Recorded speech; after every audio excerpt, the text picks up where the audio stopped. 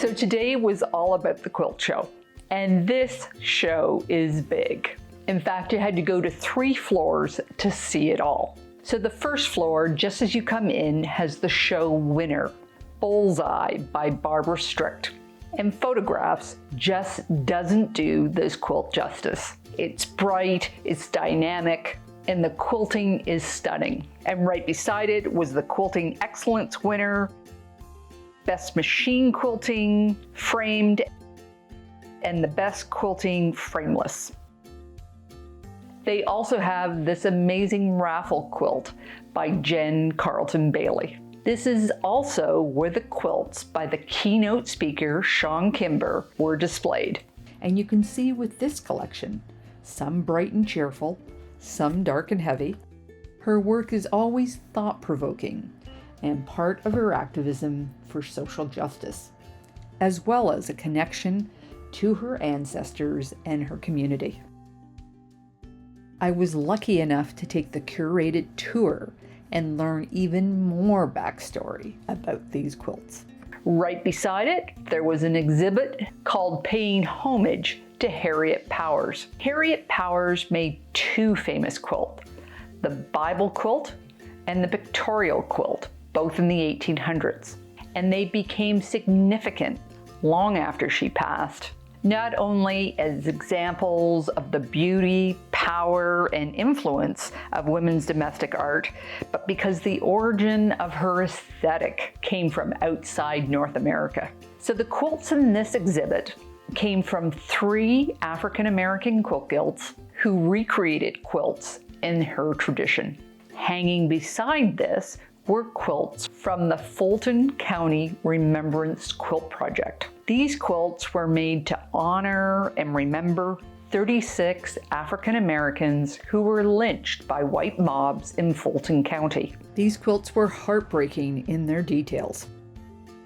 There is a YouTube video on this project, The Quilts and the Quilters, and I will leave a link to that in the notes below. The main show was all the way up on the 3rd floor, and this is where we saw the main category winners. I'm sure you've seen a ton of photos online already about these quilts. So I'm just going to highlight 5 quilts that spoke to me that you might not have seen. The 12th of Never by Pam Hardig. I must have stood in front of this one for a good 10 minutes, admiring her workmanship, the color, and the symmetry. Each ring was machine appliqued both with white and black thread, and then quilted in the middle. She definitely gets a gold star for burying all those threads. Tetra Pak by Carolyn Hadley just transported me back to the rooms of my children. It filled me with longing for those early years.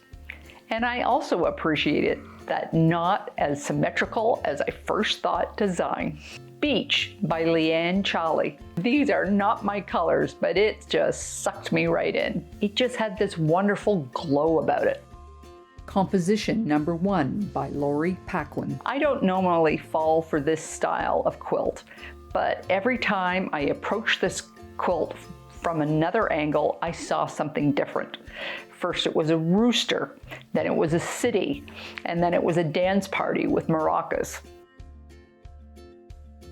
And my last one is Vote by Patricia Ambergy. Was part of the Riley Blake Color Challenge. It was really interesting how many people thought this was a longhorn before they realized it was a uterus. So let's talk about the white glove volunteers. So many people think that they're the quilt police, just ready to pounce. And one of their jobs is to make sure that you don't damage the quilts. But they also know secrets about the quilts, like what's on the back, or how the edges are finished, or special techniques that you don't see at first glance, like the braille on this quilt. Be sure to talk to them and find out what they know, and then thank them. At the back of the room were all the charity quilts from many MQG chapters around the world. Every year, the MQG provides a color palette and a theme, and it's simply amazing at the huge variety in what the guilds submit. These are collective quilts made by many hands, and it's one of my favorite parts of the show. There were two other exhibits. One was the Modern X Quilts, celebrating 10 years of Quiltcon. And it was here that I found one of my favorite quilts hanging in the building. I Crossed the Line by Tanya Tanney. It had wonderful texture and symmetry and the unusual color combination. Not to mention, it was really well made. If I had had white gloves, my hands would have been all over it.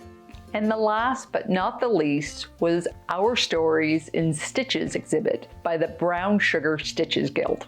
A visual journey into the perseverance and determination that continues to define the Black presence in America.